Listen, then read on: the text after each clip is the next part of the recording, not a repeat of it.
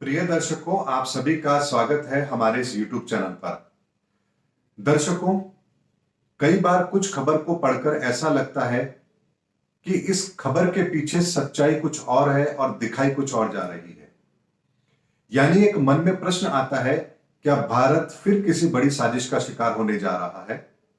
दर्शकों, ये बात मैं आपसे इसलिए कह रहा हूं कि पिछले कुछ समय में हमने लोगों को दूध और दूध के प्रोडक्ट का बहिष्कार करते हुए देखा है। यानी उन्होंने कहा है कि हम विगन है, यानी कि हम दूध और दूध से बने हुए प्रोडक्ट इस्तेमाल नहीं करते हैं क्योंकि ये शरीर के लिए ठीक नहीं है। जबकि भारतीय सभ्यता के अंदर, भारतीय परंपराओं के अंदर दूध को बहुत ही पौष्टिक माना गया है। यहां पर इस चीज के पीछे का उनका लॉजिक क्या है, इसको समझना बेहद जरूरी है। दर्शकों, भारत की अर्थव्यवस्था कृषि प्रधान अर्थव्यवस्था है और यहां पर खेती का और पशुपालन का बहुत बड़ा योगदान है। यानी कि बहुत बड़ी आबादी खेती पर और अपने पशुपालन पर आधारित है। यानी कि गांवों के अंदर दूध और खेती, यही दो ऐसी चीज है जिसके आधार पर हम ये कह सकते हैं कि उनकी अर्थव्यवस्था काम करती है या वो अपनी जरूरतें पूरी करते हैं। ऐसे में यदि मान लीजिए दूध का प्रोडक्शन ज्यादा होगा और उसकी डिमांड कम हो जाएगी, तो सीधा सीधा ये हिंदुस्तान की इकोनॉमी पर प्रहार करने जैसा होगा। ऐसे में लोगों को केवल एक भ्रम ये डाल देना कि दूध और दूध से बने हुए प्रोडक्ट का इस्तेमाल आप कम करिए, इससे ये परेशानी हो सकती है, इससे वो परेशानी हो सकती है, ये केवल और केवल एक साजिश का हिस्सा नजर आता है। यानी कि जिस चीज को हमारे वेद पुराणों तक में सभी जगह उत्तम स्थान दिया गया है, वहां पर हमें यह कहा जाए कि आपको दूध नहीं पीना चाहिए, दूध प्रोडक्ट का इस्तेमाल नहीं करना चाहिए, ये कहीं से भी कोई बात हमारे गले से नीचे उतरने वाली नहीं है। और ऐसे में यह बात यदि कोई सेलिब्रिटी के द्वारा कही जाए, बाहर से इस चीज का प्रचार प्रसार किया जाए, ऐड दिए जाए, समाचार पत्रों में बहुत बड़े बड़े विज्ञापन आए, तो यहां पर एक संशय और बढ़ जाता है कि आखिर इतना पैसा खर्च करके इस चीज के खिलाफ एक मुहिम चला रहा है तो क्यों चला रहा है। दूसरी यदि हम बात करें तो एक कॉन्सेप्ट और यहां पर पॉपुलर हो रहा है कि गेहूं हमें इस्तेमाल नहीं करना चाहिए क्योंकि उससे हमें इस तरह की प्रॉब्लम्स होती हैं। दर्शकों, उत्तर भारत का पूरा हिस्सा गेहूं के ऊपर निर्भर करता है और गेहूं उनका मेन आहार है। ऐसे में यह कहा जाए कि गेहूं खाने से आपको परेशानी हो रही है, अगेन ये भारतीय सभ्यता के ऊपर एक प्रहार है और भारतीय अर्थव्यवस्था को तोड़ने का एक प्रयास है। यदि यहां पर गेहूं की डिमांड भी कम हो जाएगी तो किसान फिर करेगा क्या?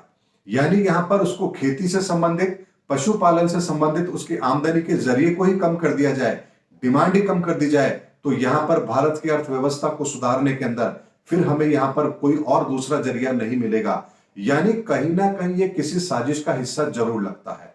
और ऐसे में यहां पर कोई दूसरे तरह के डाटा यहां पर लाए जाते हैं, देखिए गेहूं खाने से ये होता है, इसके अंदर ये इस तरह की प्रवृत्ति होती है, ये सही नहीं होता है। ये पूरी तरह से केवल और केवल संस्कृति को खराब करना, अर्थव्यवस्था को खराब करना और अपने बिजनेस को स्टैब्लिश करने का एक माध्यम है। क्योंकि बहुत सारी कंपनियां यहां पर ऑनलाइन फूड मार्केट में है। यानी कि वो पिज्जा, बर्गर और चीजों के द्वारा हमारे बच्चों को, पहले तो वो आदत अपनी खराब कर ही चुके हैं हमारे बच्चों की। यानी कि बच्चों को आज घर में बना हुआ खाना पसंद नहीं आता है, उन्हें ऑनलाइन पिज्जा बर्गर ही मंगवाना है। और ऐसे में यहां पर ये न्यूज उन बच्चों को और मोटिवेट करती है कि देखिए हम तो कहते हैं कि ये चीज ठीक नहीं है। यानी कि ये पूरा का पूरा घटनाक्रम आने वाले समय में कुछ कंपनियों को भारतीय बाजार पर अपना अधिकार करना है और इस तरीके से करना है ताकि भारतीय लोगों की अगर थोड़ी सी हम आदत को बदल सके तो एक बहुत बड़ा बिजनेस उन्हें यहां पर नजर आ रहा है। क्योंकि भारत के अंदर हर घर के अंदर खाना बनता है, बाहर से बहुत कम खाना लाया जाता है और घर घर के अंदर दूध की सप्लाई भी होती है।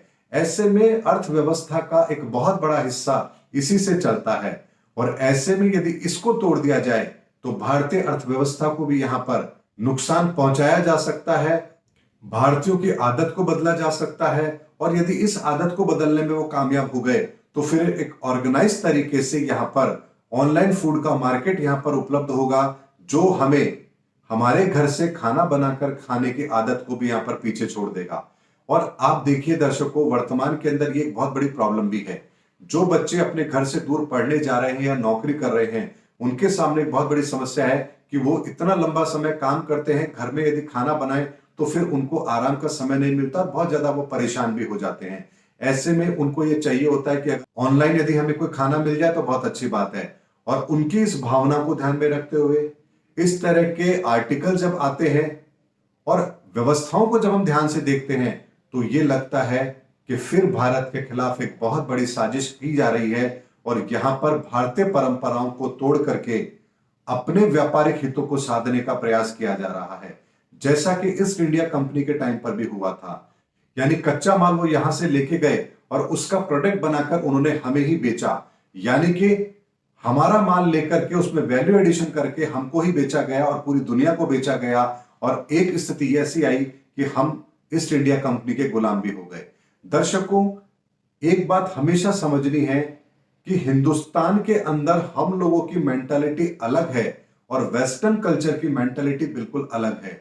वो लोग कभी भी 2-5 साल के लिए काम करते ही नहीं है, उनका एजेंडा हमेशा 10, 20, 25, 50 सालों के लिए होता है और वो अपने एजेंडे में बदलाव भी नहीं करते हैं और हमेशा बैक टू बैक एक के बाद एक दूसरी प्लानिंग तैयार रखते हैं कि यदि ये प्लानिंग हमारी सक्सेस नहीं हुई तो हमें अगला कदम क्या उठाना है। लेकिन हम लोग उस चीज को नहीं समझ पाते हैं और परिणाम यह होता है कि बहुत ही आसानी से हम उनके शिकार बन जाते हैं और जैसा वो चाहते हैं वैसा वो करने में कामयाब भी हो जाते हैं।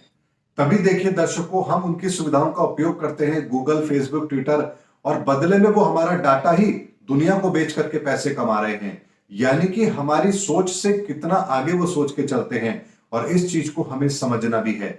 इसीलिए भारतीय परंपराओं के विरुद्ध यदि कोई चीज हमें कहने को सुनने को मिलती है तो हमें उस पर विश्वास करने से पहले हमारी पुरातन जड़ों को भी देखना चाहिए कि वहां पर इन चीजों के बारे में क्या कहा गया। गौ को माता स्वरूप देखा गया और गौ के दूध को तो यहां पर सर्वोत्तम आहार कहा गया और यहां पर मोटा अनाज यानी कि गेहूं, बाजरा, जौ, चना, मक्का, इनको तो सर्वोत्तम आहार बताया गया है। ऐसे में ये बातें केवल और केवल हमारी संस्कृति के विरुद्ध है और इसके पीछे कहीं ना कहीं कोई गुप्त एजेंडा भी नजर आता है। दर्शकों, उम्मीद करता हूं मेरा वीडियो आपको जरूर पसंद आया होगा और एक मैसेज मैंने आपको देने की कोशिश की है कि किस तरह से कौन सी चीजें हमारी संस्कृति पर प्रहार करती हैं और हमें पता भी नहीं लगता।